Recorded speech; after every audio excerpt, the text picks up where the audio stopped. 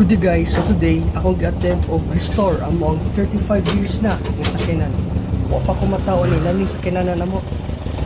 2 years ni siya wala na ko napadagan ug napaandar mo na expected na ko nga ubay-ubay gud ang dapat na ko i-check ani nga auto.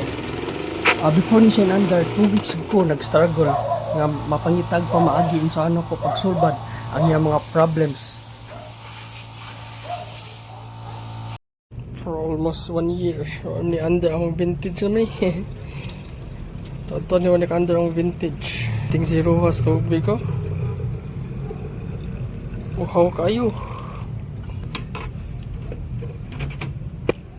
Okay, fuel one isod spark plug anya kani kung ano sa spark plug ato check itong spark plug kung goods pa ba. Oops, okay pa. Matag masiga pa ni. By the way guys, ayang engine ni kay 3K and then 4 stroke, 4 valves. Nga nga to ang battery na natin gigamiton nga kanang kuan jump start para mas kusog siya og wheel sa iyang kuan iyang power kay medyo apiki naman mag jump start lang ta. Nya palitan sa nato ni sila gasolina kay murag hubsan naman gasolina ang fuel filter wala gi nisud nga to kuan gasolina ato taga gasolina ang kuan brake fluid. Okay, ang brake fluid na pisod ang brake fluid nya matik ditagad to sa gasoline station nya atong gipapagasolina ni for the meantime kay premium para mas taas og octane ton karon kay tusod la gasolina. Tungod kay vintage man sakyanan na so ang iyang gasolinahan kay kailangan pa ablihag yawi unlike sa mga bagong sakyanan nga nana siya mura og kanang pitan nya kani atong gigamit tag imbudo kay manumano man so mo na atong giurot temp nito guys ato ni sulupa ng gas ang kanang filter kay ang gasolina mo gud wa kasaka so atong ipasaka ang gasolina.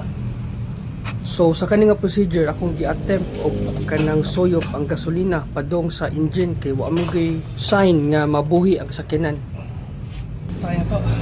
Kasi okay na. Kay nanay kanang ni flow nga gasolina. Try na to. Before na ko i-start og balik, kay ako sa gi-double check ang mga wirings kung wabay disconnection, nya wabay mga taya.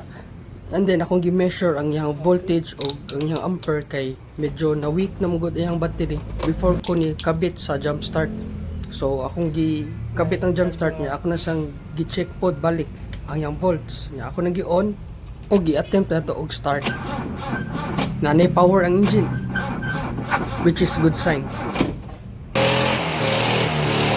O gi-under the finally.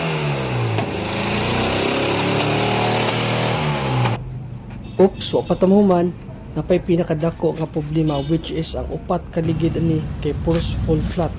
So muna nangandam ta og kanang jack which is kaning diamond nga jack o hydraulic jack. So para safety ato lang giduha magbutang tag jack sa tubangan ug sa luyo. So sa tubangan ako gibutangan og diamond jack. Unya unfortunately sa atong gisulti nga safety na us-us gud siya.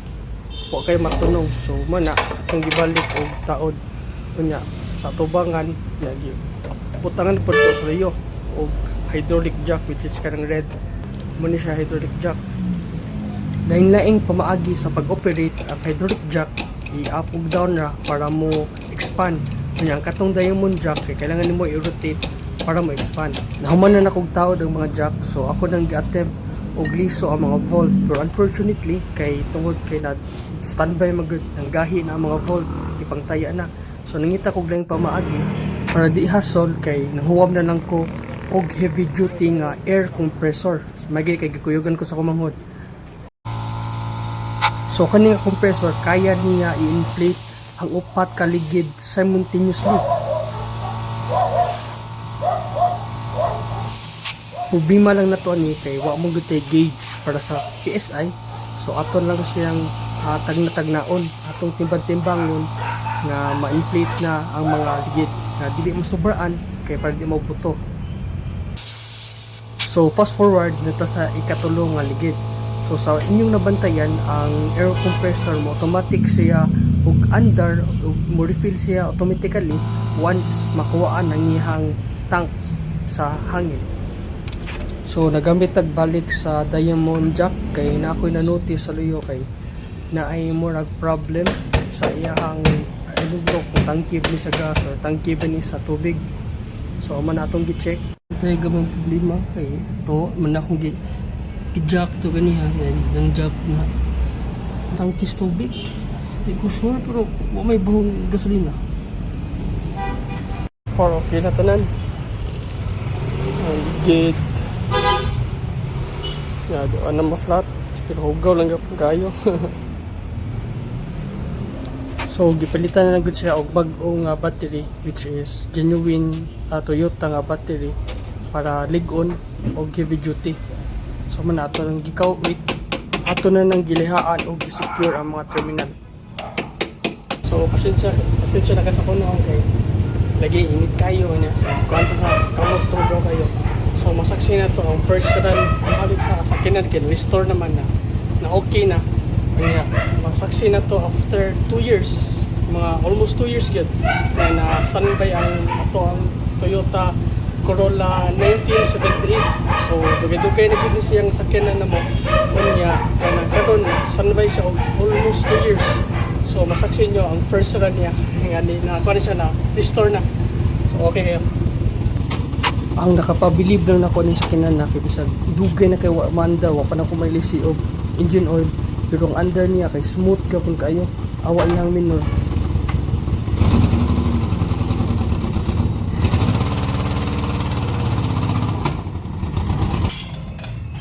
So atong gilimpyuhan ang iyang agian kay basing nag mga tunok nga magbuslot niya ang ligid.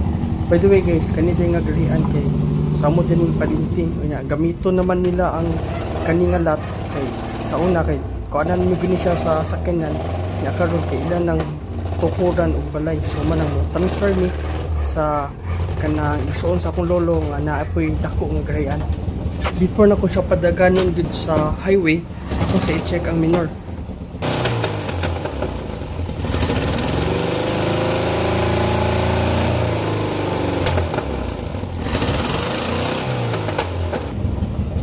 So ako lang gi-apply akong mga nakatunan kaniadto sa pag-check sa sakyanan. So ato sa lang padagan ng final run. Kani sakyanan na guys, dako na kay nako og sentimental value ng sakyanan na kay adi ko nakatug drive. Bata pa ko naning sakyanan na especially sa akong lolog sa akong lola. Dugay na po kanina mo which is 35 years. Nag-site visit ako sa grihan sa igsoon sa akong lolo. Akong gi-check kung asa maayo ibutang ang sakyanan which is wa may vacant kay napuno gud ang grihan diri kay I don't know tungod siguro sa Philippines nga grabe kayo og mga sakyanan nga walay ka parkingan. So usa na mi muna gi kan lang gi pangitag ko maagi nga ali ibutang ang sakyanan sa pinakakilid nga part sa parkinganan. Manang gahin na siya kay na kuha naman na okay naman nga to ang kahoy, clear na. So padong natangad to sa grian nara ni sa kiyot doon sa abo kay taga ba sa Pardo mi niya ang isuon sa kong lolo kay nasa kiyot Pardo.